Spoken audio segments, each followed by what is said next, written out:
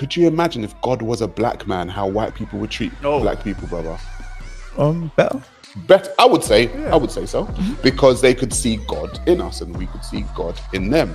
So today, I'm going to challenge that narrative that black people don't have their own spiritual systems. We have a few videos. There's a woman by the name of Dr.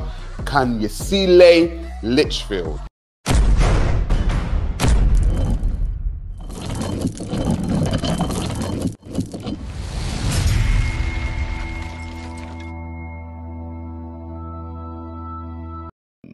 It's my experience that African spirituality, when it comes to the world, has kind of been demonized, and it's kind of been looked upon in a way which says that black people can't be spiritual by themselves with their own spiritual systems.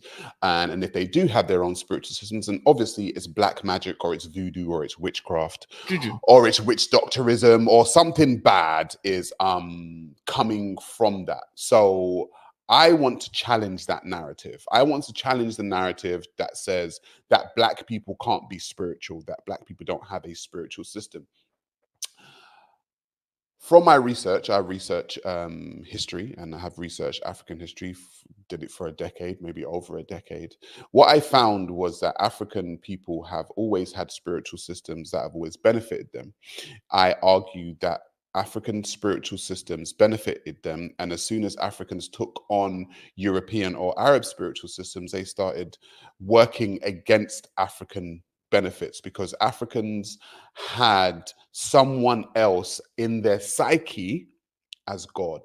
And if you have someone else in your psyche as God, then subconsciously and sometimes consciously, you look at that person as God. I think Africans need to learn to have African people in their psychology as God, and maybe, just maybe, they may start treating African people better, black people better than what they are treating them. Could you imagine if God was a black man, how white people would treat black people, brother? Better, I would say so, because they could see God in us and we could see God in them. So today, I'm going to challenge that narrative that black people don't have their own spiritual systems. So we have a few videos. There's a woman by the name of Dr. Kanyesile Litchfield. She is a South African doctor. And to me, I think some of the stuff that she's been saying in a recent interview really does need to go viral. So I decided to go and speak about it. I think the first thing I would have is colonialism was a system, socio-economic system. And once we use the word social, we include all other facets of society, which would be your political, your spiritual, your education, your infrastructure.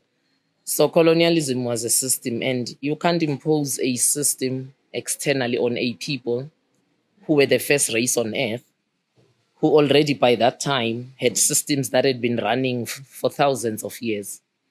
So you can't dismantle those systems unless you demonize them, one. Two, you also can't infuse your system if you are piecemeal about it. So colonialism was a total destruction of the socio-economic systems they found here, in African spirituality being one of the social ones. What effect did it have? That's $1 million question. Let me start by saying the fact that Easter, which we just came from, Ramadan, are all public holidays in Africa, but Africa Day is not. I think except in 4 or 5 countries. I speak under correction between the 4 or 5, but it is not more than 5. Even in my own country, South Africa, it's not a holiday. In Kenya, it's not a holiday. Says to me that we are first Muslims and Christians before we are African. So what effect did colonialism have? A thoroughgoing effect. They managed to make you an African. If the day that celebrates your being, who you are, is just a normal day, but a day that celebrates 2 religions that came through colonialism are holidays, right there, I can pack and leave this interview. You know, I'm done. I've just said a mouthful. Why is it a social? Oh, here's another disclaimer. Of the 54 African countries, there's only one country where African spirituality can officiate the opening of parliament. Opening of parliament is a big ceremony in all the countries. It's awaited for, it's publicized on television. And in all 53 countries, African spirituality would never be given the platform to officiate over opening of parliament. It's either Islam or Christianity, or they interchange depending on the countries.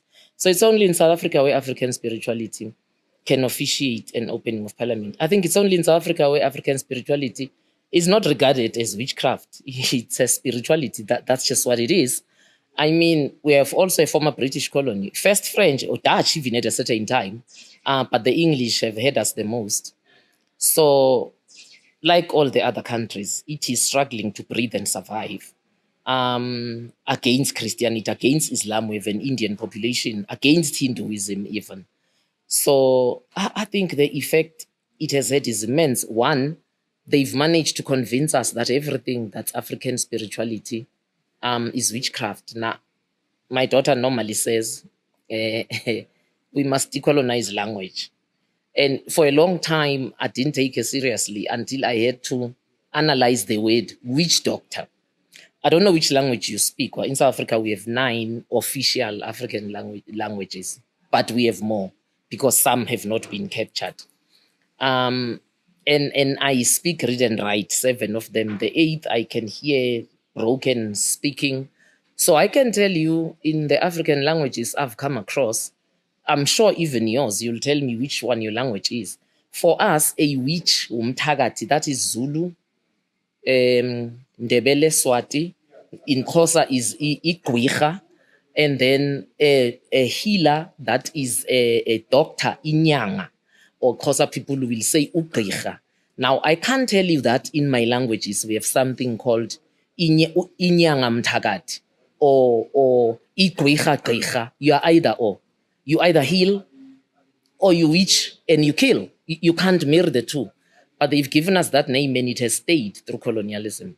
We call anyone that's practicing African spirituality, healing, we call them witch doctors. Now, I don't know, what is it we say they are doing? Are they witching or are they doctoring? Because you cannot do both. So you spoke about the decolonization of language. And I think a lot of the time when we speak other people's languages, we don't understand that we're tied and bound by other people's ways of thinking. When we speak English, which we do, we are tied and bound to a way in which English people think and the way English people describe things. Now, what she said is that in the South African language, witch and doctor do not go together. They are separate. You either witch or you either doctor. But in the English language, they've been brought together to create something called a witch doctor, which doesn't actually correlate to the actual people that they're talking about. And the thing is, I've spoken about this on so many different occasions when I was speaking about religion, when I was at Speaker's Corner speaking to religious people. And I spoke to a few people and I did say that even when it comes to language, when it comes to decolonization of language, let's talk about the first people that they speak about, called Adam and Eve. They say that in the beginning there was Adam and there was Eve. It makes absolutely no logical sense whatsoever to call the first people on the planet Adam or Eve. Why? Because the names Adam or Eve were not even in linguistics. According to all genetic scientific data that we have, Africans are the first people, namely the Koshian people of South Africa, which speak in cliques. They speak in a lot of cliques. Etymology has shown that people that speak in cliques have the oldest languages on the planet. So how now can the first people who were African be running around with names that didn't even exist up until 100,000 or 200,000 years after the existence of the first people? It makes absolutely no sense. But we are supposed to take on that spiritual system as African people. As Black people, we're supposed to take on a spiritual system that doesn't make sense logically. When you just start at the beginning, in the beginning there was. Well, that doesn't make any sense. Whose beginning are you speaking about? Because you're not speaking about the actual beginning. Because if you're speaking about the actual beginning, where actual people were, you would speak about the African people. But these religions fail to do that. These religions put themselves and their names, Adam, Eve, Moses, Noah, Abraham, Jesus, Muhammad, all of these people who are non-African people at the beginning.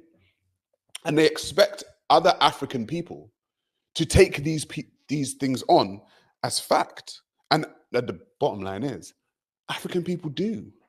They take this on as fact, as if they weren't the first. And when she said that, you know, African peoples were the first people and they already had spiritual systems, she's absolutely right. Whose systems are we talking about here? Whose story are we talking about here? We can't be talking about the actual factual story.